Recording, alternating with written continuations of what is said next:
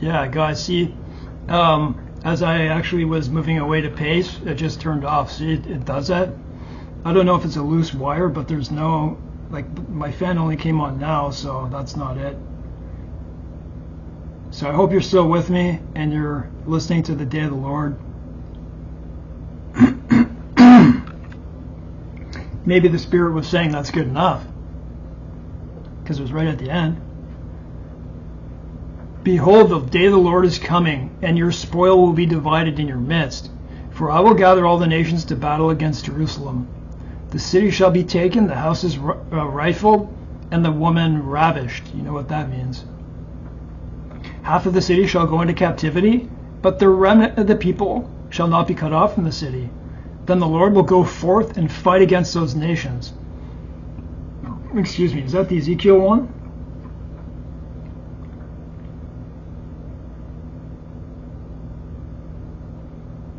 I'm just being honest with you. I don't know. You would think so, right? But when you think in your mind the timing and the Eric, you screwed me up with that 7 years, but it really helped me. The Lord will go forth against and fight against those nations as he fights in the day of battle. And in that day his feet will stand on the Mount of Olives. Jesus told us, when he was leaving to the apostles, that he's going to come back in the same manner. So we know this is true. Which faces Jerusalem on the east, and the Mount of Olives shall be split in two from east to west, making a large valley. Half of the mountain shall move towards the north, and half towards the south. Then you shall flee through my mountain valley, for the mountain valley shall reach to Ezekiel. Yes, you shall flee as you fled the earthquake in the days of Uzziah king of Judah. Thus the Lord my God will come,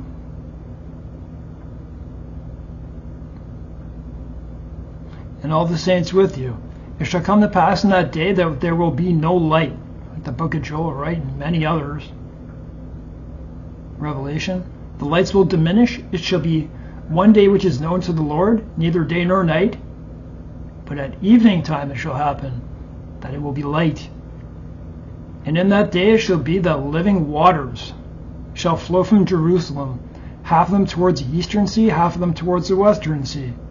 In both summer and winter it shall occur, and the Lord shall be king over all the earth. In that day it shall be the Lord is one and his name one. And the land shall be turned into a plain from Gabal Rimmon south to Jerusalem. Jerusalem shall be raised up and inhabited, and her place from Benjamin's gate to the place of the first gate and the corner gate, and from the tower of Hananel to the king's wine presses.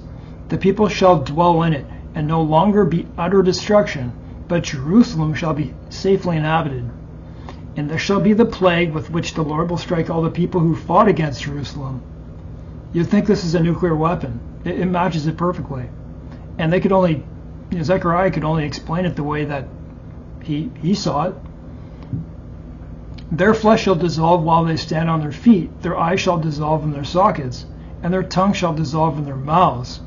It shall come to pass in that day that a great panic from the Lord will be among them. Everyone will seize the hand of his neighbor and raise his hand against his neighbor's hand. Judah will also fight at Jerusalem, and the wealth of all the surrounding nations shall be gathered, gold, silver, apparel in great abundance. Such also shall be the plague on the horse and the mule, on the camel and the donkey. What does that really mean? Will it really be camels and donkeys? Or it could just be electronics, who knows? Vehicles of some type, and on all the cattle that will be in those camps. Okay, so cattle. So shall this plague be. And it shall come to pass that everyone who is left of all the nations which came up against Jerusalem shall go up from year to year to worship the King, the Lord of hosts, and to keep the Feast of Tabernacles. And it shall be that whoever of the families of the earth don't come up to Jerusalem to worship the King. So this is saying that there's people left that are, I guess, not born again, right? Because they're not, it seems that maybe people won't be willing to Jerusalem to worship the King, the Lord of hosts. On them there will be no rain. If the family of Egypt will not come up and enter in, they shall have no rain. Then they shall receive the plague with which, he wouldn't say this for nothing, with the Lord strikes the nations who do not come up to keep the Feast of Tabernacles. Can you imagine going to the Feast of Tabernacles with a new body and a new soul, new spirit? I don't mean like new, like whatever it is. This shall be the punishment of Egypt and the punishment of all the nations that don't come up to keep the Feast of Tabernacles. And that, my throat is growing old here, man. In that day, holiness to the Lord shall be engraved on the bells of the horses. The pots in the Lord's house shall be like the bowls before the altar. Yes, every pot in Jerusalem and Judah shall be holiness to the Lord of hosts. Everyone who sacrifices shall come and take them and cook in them. In that day there should no longer be a Canaanite in the house of the Lord of hosts. And I'm going to finish it off in just 1 second here. So that's the scriptures that I wanted to read.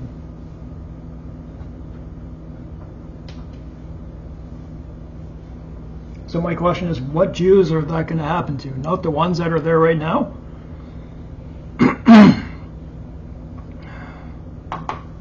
I would find that very suspect. And then, the other thought that was in my head was, are they Jews that are, not in Israel, but are in other countries? Who knows how God is going to deal with them? But he's talking about the land of Israel. Should we pray for the peace of Jerusalem? I do believe so. And then another person will say, but we should be praying for the New Jerusalem, which we should be. But this is revealing a lot. Remember that he made a promise to the Jews. The Jews are still here, and I'm not going to hate them, because I don't think they're bad people. The ones who are practicing and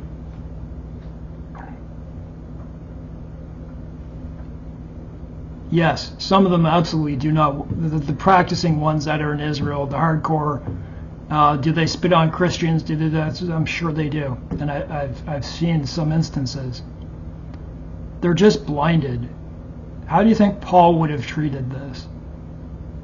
Something really special is going to happen to them, and no matter how you and I see them right now, God is going to have compassion on them for His holy name. And he wants them to know that it's not for them, it's for his holy name. Because he says, I make that known. I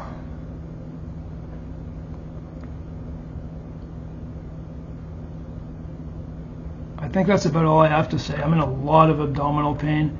It gets better when I get off the camera because I move around and I do things. And man, there's 3 things that I deal with, and I'll just name them quickly: the splenic flexure syndrome, kidney stone, and a functional gallbladder disorder called gallbladder hyperkinesia. Dealing with those 3 together is a nightmare, and that's why I have so much difficulty on these things. But I try my best, guys. So God bless. Do with this what you will. So there are pastors who are, I think, have an internal hatred that maybe they don't even know, and they make a lot of videos, and the real Jews, the synagogue of Satan. I know it says that, and who is the synagogue of Satan? I don't really, who say they are Jews but are not. Maybe that just means that they're the same way that they've always been. I don't know. So anyways, guys, thanks for watching. God bless.